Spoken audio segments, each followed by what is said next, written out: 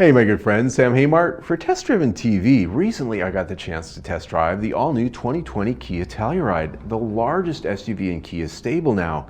What I found out? Coming right up.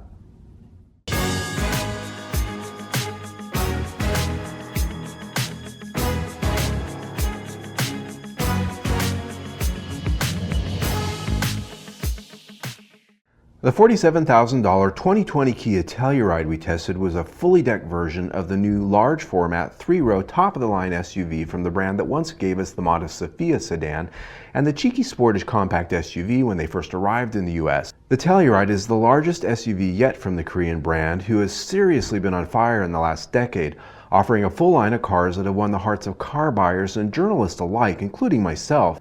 They've been the brand who really has it going when it comes to design, quality, and the ability to hit the market just right. In this case, we have a vehicle with a brawny avant-garde swagger that elbows up to the vibe of the heavy hitters like Range Rover and BMW with its presentation. It looks and feels positively huge and has the swank to get the attention of even the more ardent of car guys out there.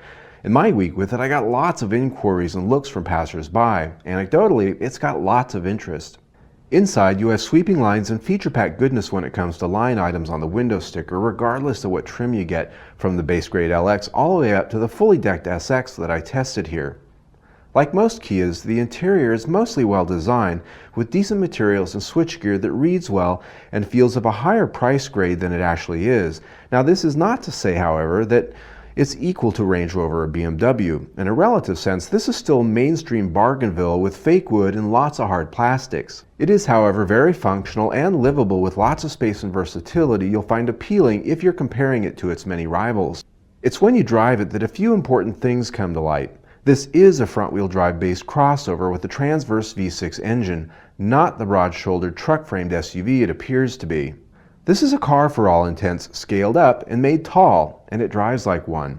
In fact, my driving impression takeaways don't at all fit with the image and expectations of this full-size SUV. Its large 20-inch wheels and car-grade suspension crash over potholes and speed bumps in a way that's just jarring and unrefined. It floats and wallows at speed, lacking the kind of damper control you'd want in a vehicle weighing in at nearly 4,500 pounds.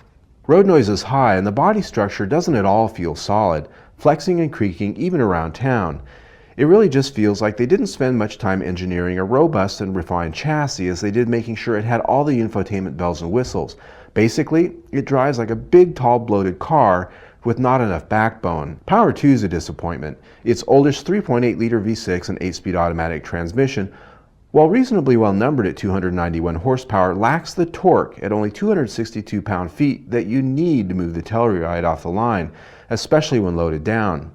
The engine and transmission were relatively noisy and not in a good way. It was thirsty. While rated at 19 city, 24 highway, and 21 combined, I struggled to reach 17 miles per gallon average in my week with it.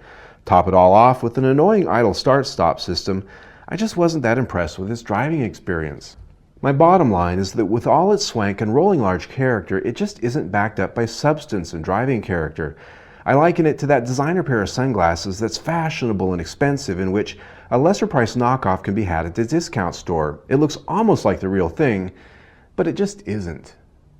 Alright, I can see it right now. They are probably burning my invitation to the next Kia launch. And I'm probably not getting any more of these for a while, but that said, I gotta tell you the truth. These are my driving impressions.